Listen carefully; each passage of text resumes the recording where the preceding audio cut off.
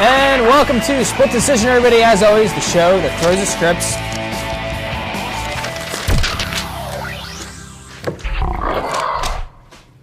At the window, Carl Boss alongside Jay Brown. Brand new season. Yeah. Bigger, badder, and better, as we said last season. Yeah. So we're going to kick things off. Jay, why don't you remind everyone, in case they forgot, who we are. Yeah, just to let everyone know right now, we already threw the scripts out the window, but this is the show, no teleprompter, no run-through. It's done in one take, off the top of the head, as fast as you can. So let's start the new season, Carl. New season, let's kick it off. Super Bowl 43, so close, yet so far. It's a heartbreaking loss to the Arizona Cardinals, and Steelers clinched their 6th championship. San Antonio Holmes, a big game, 9 catches, 130-plus yards, and a very crucial touchdown in the end zone, barely getting his feet in bounds. What did you like about the game? What didn't you like about the game, Jay? You know what I liked about this game? It was one of the best Super Bowls I've seen. I mean, aside from last year's when the Giants beat the Patriots. Yeah, whatever. We don't talk about that. That's the past. That's last year. But anyway, this year's Super Bowl is very exciting. The Cardinals proved that they, in fact, deserve to be in the Super Bowl. And in my opinion, they got, the refs kind of, I don't know, they blew it at the end. I don't know about that. I didn't believe Kurt Warner fumbled that ball. First of all, San Antonio Holmes, he used the ball as a prop. And there was no penalty. So that should have been a 15-yarder right there on the kickoff on that alleged fumble. One of the Steelers players took his helmet off. So aside from all the little minor things, you have to say, all right, both teams played their heart out. A very important thing by James Harrison, that 100-yard Super Bowl record, the longest play in Super Bowl history, interception return from the Defensive Player of the Year.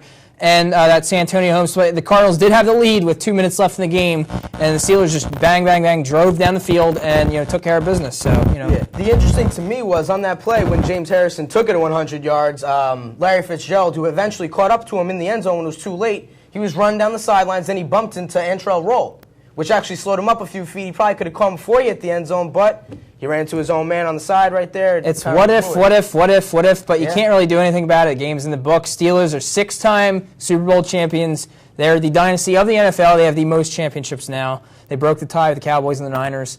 But we'll have to see what happens. Now, the question I have is, if Kurt Warner doesn't, we're going to talk about Kurt Warner a little more later in the show, but if he does not come back and they put Matt Leinart in, how does this Cardinals team fare next year? Well, in my opinion, I feel like the Cardinals organization should do everything in their power to keep Kurt Warner around for at least another couple more years. I mean, his arm's still good. I mean, for an older man, he's still getting it done. He just took the Cardinals to the Super Bowl, so how are you going to get rid of a player like that? You took your team to the Super Bowl first time ever for that franchise, and to expect Matt Leinart to come in and do the same thing is too much of a tall task for him. But we'll have to see what happens next season, and we'll see what happens when free agent comes around. Over to the hardwood floor, Kobe Bryant dropped 61 points for a Garden record. The Lakers defeating the Knicks the other night. And the question is, while he's doing that, they lost one of their other best players, Andrew Bynum, center. Did you see the game? Did you see anything about the game? Highlights? Yeah, I saw highlights from the game. Kobe put up 61. I mean, it's not all that surprising. I mean, we've seen him do it before. We've seen him put up over 80 before. Yeah, so, he is. I mean, but as far as losing Andrew Bynum, I mean, Kobe's obviously not going to be able to put up 60 every night, but they do have Pau Gasol, who's putting up 18 points a game, as well as 9 rebounds. They're going to have to look for guys like Derek Fisher, Lamar Odom to step up for Andrew Bynum's absence. What, he's going to be out like 3 months, so he should be around the playoffs. About 8 to 12 weeks, the MCL injury. But what they're going to have to do is rather than rely on their trio, they're going to have to use Kobe, and they're going to use all their bench players, Lamar Odom and Trevor Ariza and all those guys, Luke Walton. They're all have to contribute and step up because pretty much he's going to be out the rest of the regular season. If they will most likely get in the playoffs because they're already in first place. So if they can get all the way to the postseason, get a good, nice high seed, maybe get Bynum back and healthy, I think they get a good shot to making it all the way back to the finals. But we'll have to see what happens. Yeah. I mean, they got Kobe right now, one of the best leaders in the game. So if Andrew Bynum going down, I wouldn't be surprised if the Lakers still make it to the playoffs and still end up in a good position for the playoffs. As long as they don't choke, which I don't think they will. The Lakers are usually good with that. Yeah. I mean, Kobe Bryant is going to have to be who he is, the league MVP of last year. He's going to have to do the same thing again and carry this team, lead this team to victory after victory every week because the Lakers are, a dynasty in the league. But, we'll have to see. We'll have to see what happens. But over to Diamond, baseball. Manny Ramirez, has turned down a 1-year, $25 million offer. He's not budging yet. What is this guy going to do? What is it going to take for this guy to sign with the team? I mean, obviously he wants the world and then some, and a new Cadillac on top of that, but it doesn't look like, he's budging at all. 1 year and $25 million, how much more do you want? Yeah, I mean, to me it makes no sense. Obviously he's holding out for a longer-term contract, but 1 year, $25 million, in my opinion, you take that contract, you play that year out, you play the season of your life, and you earn more money. $25 million, how much are you looking for? I mean, $25 million to an average person, that's enough for a whole lifetime. And you know Ramirez has plenty more than that. So, I mean, to me, it's ridiculous. For an average person, you could retire and have everything you ever wanted with that 1 year. But, I mean, the question is, where is he going to end up and how much is it going to take for this guy to sign with the team? Besides the Dodgers, no one else has really made this guy an offer. I mean, in my opinion, he'll end up with the Dodgers again. He didn't take their $25 million offer. I think in the end, the Dodgers will end up offering a 2-year deal. I don't know what the money will be like, but it's going to be a lot to bring him in, but I feel like that's where he'll stay. Yeah, the guy's in his late 30s. I mean, how much more can this guy go? We know he had a high batting average during the postseason. He helped lead the Red Sox to a couple World Series a couple years ago, and he helped the Dodgers all the way to the NLCS this year. But, you know, how much more can this guy go? I mean, in his late 30s, how long can he go? Yeah. Like, they need that company for, you know, an organization. They don't want to sign somebody that's going to retire right away. They want to, you know, get their money worth of their investment. So. Well, I mean, at the same time, you got to look at it, and you got to feel like you want a player who wouldn't be asking for all this money, because if he takes a little bit less, then they can add another star. They can add another free agent, another pitcher, whatever they need, but instead he's just selfish, asking for more money. 25 mil's not enough. I don't know what it's going to take to get this guy in. I think he'll end up with the Dodgers, though, again. Looks like we're out of time for right now, but stay tuned to your TV sets. We're going to jump to our quick commercial break. Stay tuned right after this. We'll be right back after the commercial break. Welcome back to Split Decision, everybody. Carl Boss alongside Jay Brown, bringing the show to throw the scripts out the window. We're going to jump right into our next topic, and it is this week's festivities in Hawaii for the 2009 NFL Pro Bowl. Jay, are you excited for this year's Hawaiian Pro Bowl? I mean, I'm not all that excited, but I'm a little bit anxious to see. I want to see my Giants get on the field. I want to see who can play. I mean, it's going to be a good game. You got the All-Stars in the NFL, so how can you not be a little bit excited to see? But that excitement wears off after the second half. It's a pointless game. It's like flag football with a little bit of contact, and there's no meaning behind it. I mean, I don't know what the point of it is really. It's just like a weekend in Hawaii for Peyton Manning and Kurt Warner and all these guys that want to play. A lot of players don't even show up. They get replacements and everything. It's just, you know, who really cares about the Pro Bowl? I mean, the Pro Bowl, I care about the Pro Bowl a little bit. I like to watch, you know, these athletes perform on basically the NFL All-Star game right there. So I like to see the best of the best play against each other. It's usually an exciting game if you can stay into it, which I usually can't. By the fourth quarter, whoever, you know, is playing in that game, it's like, all right, by then everyone's gone to bed by now. Yeah, well, like I said, there's no defense in this game really. It's based on points. I mean, everyone's just driving down the field, scoring touchdown after touchdown. You know, you can't blitz in that game, is it right? I don't. Who knows the rules? They're trying to keep everything. It's pretty much a fun Saturday afternoon with the barbecue game in Hawaii kind of thing. You know, there's no meaning behind it at all. I'm surprised Eli Manning made it. I'm surprised a lot of people made it. Al Harris and all these other guys, you know, even Samuel made it, but he's hurt. You know, he's out. Rondé Barber's in it. Yeah. So it's pretty much like one last week you get to see your NFL favorites before, you know, next August and September when the season starts again. But we'll have to see what happens. I mean, it could be a good game, it could not. We'll talk about it next week for a little bit. We want to bore you with that. On to our next topic, it's time for the Good Idea, Bad Idea segment, which we will discuss topics of question, is it a good idea or bad idea? I'll kick it off with our first topic. Raiders. The Oakland Raiders retain Tom Cable as a head coach next season. Good idea, bad idea? I say bad idea. I mean, Tom Cable, I mean, he did an okay job, but I mean, they should have 4-8. 4-8. Well, dealing with the Raiders, I mean, at least he was able to win a few. But as far as, you know, a different head coach, they should have brought in somebody like Jim Fossil. He did a good job with the Giants and never got that second chance in the NFL after being with the Giants. I don't think they looked around enough. I don't know how they feel about this, but bringing back John Gruden could be a thing. I mean, he took that team to new heights. I mean, I think it would be a good thing. This guy's won a Super Bowl before with the Bucs. What about Mike Shanahan? And all these other guys, these free agents out there, they're just not coaches getting are but they're going to retain a guy like Tom Cable. I don't know.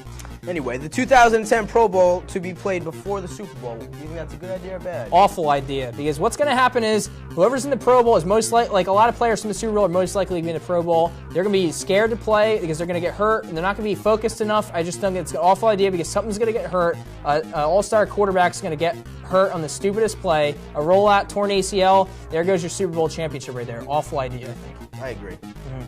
But Should the NBA bring back the Seattle Sonics franchise? I don't think so. I mean, it failed once. Why would you bring it back? The NBA is doing well without them. I don't know about it's a failure. They won an NBA championship in the 70s. Well, I think they're good. I'm just talking about as far as obviously it failed because they had to get rid of the franchise. So why would you bring it back? They didn't really get rid of it. They kind of market. moved it. They just moved it, and mostly because of an arena dispute. But a couple more questions before we get on to our next topic. Yes. Should the Titans start Vince Young over Kerry Collins next season? I'd say no. I'd say get Collins back, just like Kurt Warner. Use him for another season. Let Vince Young learn.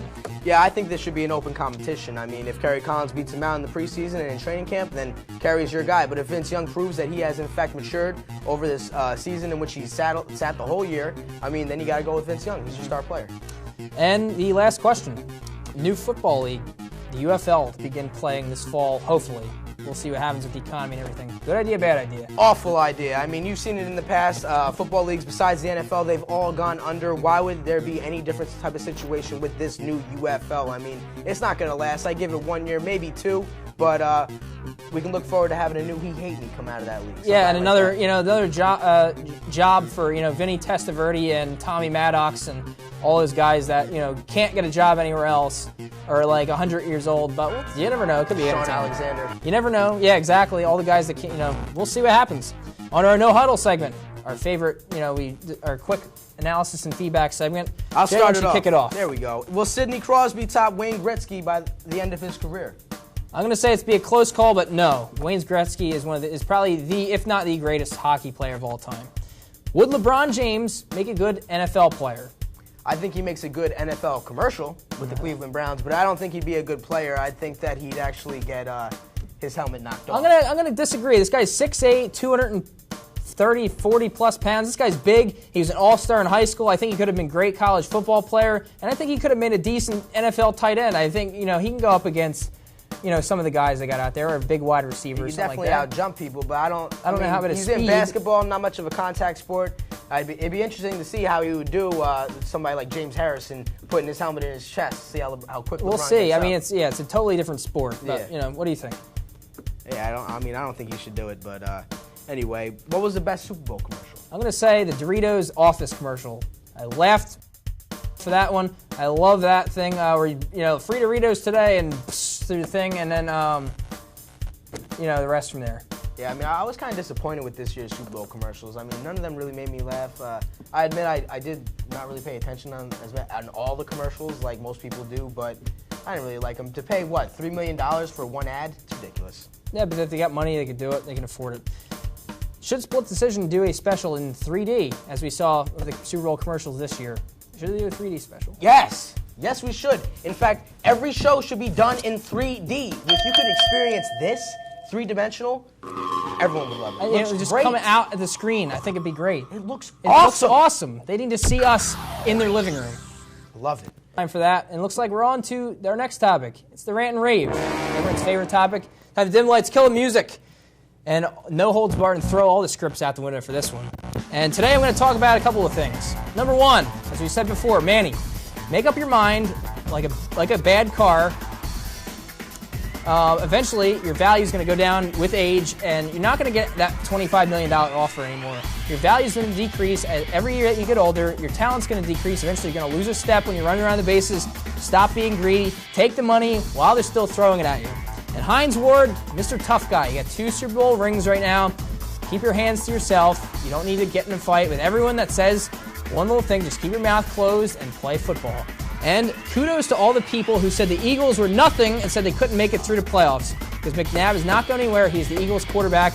And for all the Giants people, I'm sorry, and all the whoever the Vikings fans and everyone out there, the Cowboys fans especially, a message to the Dallas Cowboys: get your priorities in line because you give a new definition to the meaning of the word choke. A preview for next week. Next week, we're going to talk about NBA All-Star Weekend, baseball's latest free agency updates, and the upcoming NFL Draft, and all the latest news in sports. And coming up next, I'd like you to stay tuned because I had the privilege to work on a special production that we did here on MCTV 26 for the Breast Cancer Resource Center. We hope you enjoy. Stay tuned right after this for that. We'll see you next time here at Split Decision.